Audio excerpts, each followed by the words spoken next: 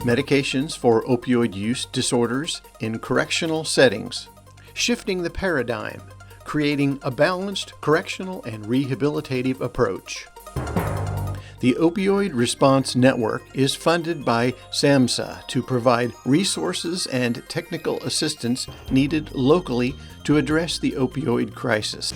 This video is part of a series to provide guidance on the implementation of medications for opioid use disorder in correctional facilities. Leading corrections and behavioral health experts present information on topics such as the use of medication, models of delivery, diversion, and linkages to care and community support.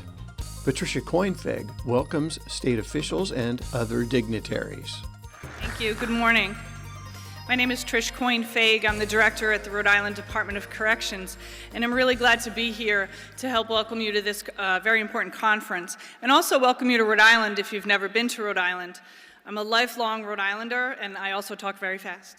And I'm hanging onto the podium so I don't do a lot of this, which I do. I'm a lifelong Rhode Islander, and so while there's, I think, a lot of things that we can rightfully brag about in this state, one of the things is definitely our restaurants. So if you go out to eat in Providence, frankly, you can't go wrong. Rhode Island Department of Corrections is a unified system. And that means that our jail and our prisons are all under our jurisdiction at the Department of Corrections. There are no county jails in Rhode Island.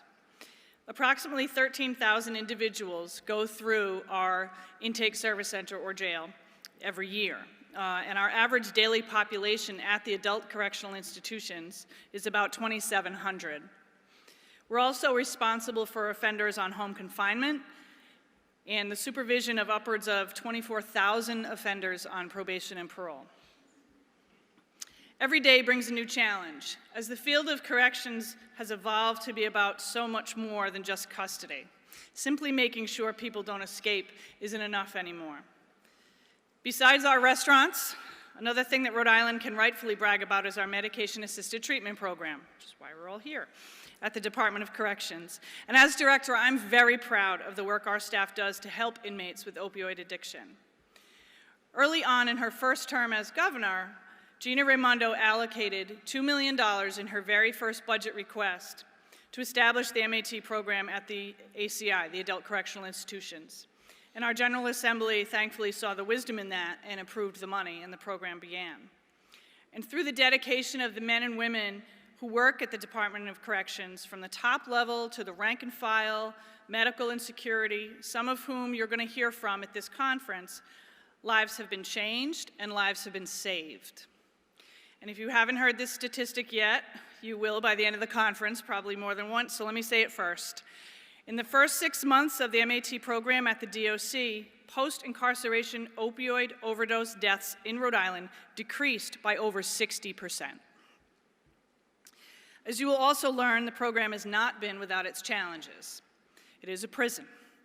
Drug diversion, staff resistance, logistical problems, and resource issues keep us ever in motion, looking for ways to do it better, smarter, and more effectively. And conferences like this allow us to learn as well as share our experiences, so that all of us can go back and to our facilities and do better. Like most organizations, the Rhode Island Department of Corrections has a mission statement. Here it is.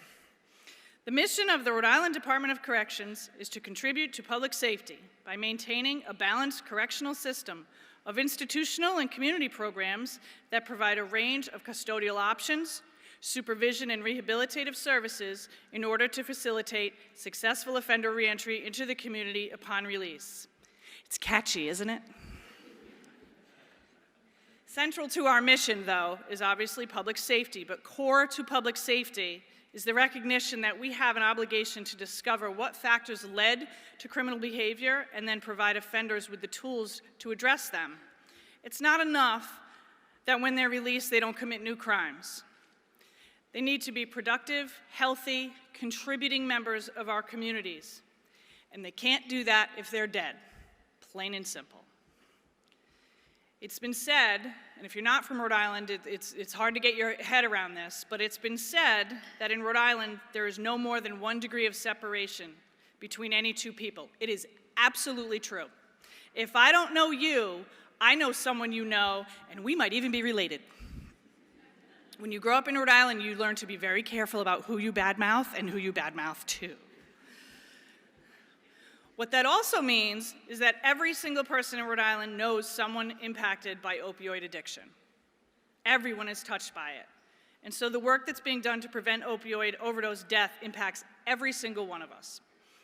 I was thinking the other night about when I was a kid, riding in the back of the family station wagon with my little brother.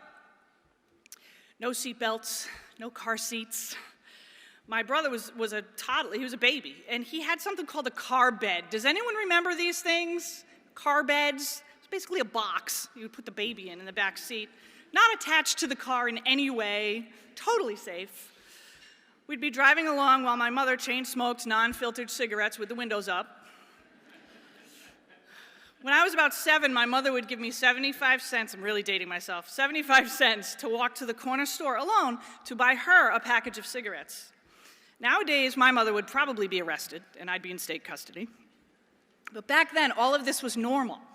It's just what people did. No one even questions now that you have to have car seats, that you shouldn't smoke in front of your kids, or at least roll the windows up. And can you imagine sending a 7-year-old to go buy cigarettes? My point is that I really believe that while right now it can be a struggle to explain why it's a good idea to start an inmate who's been locked up for 10 years on medication-assisted treatment in anticipation of his release, it's simple. It's what we should do, and I believe that this will become accepted as very simple, and I look forward to the day that this is accepted and leaving people to overdose upon release is viewed as just crazy. And I've charged our staff to never forget that regardless of the crimes people have committed in our custody, everyone in our custody is somebody's son or daughter, brother or sister, father, mother, loved one, friend. I'm proud of the work we're doing to keep people alive. I'm thrilled that our state is such a force in this initiative, and I'm grateful for the work that all of you are doing that I'm sure will one day lead to the end of this crisis. Welcome to Rhode Island, and enjoy the conference. Thank you.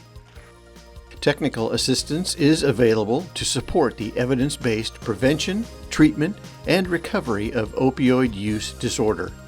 To request technical assistance, visit opioidresponsenetwork.org.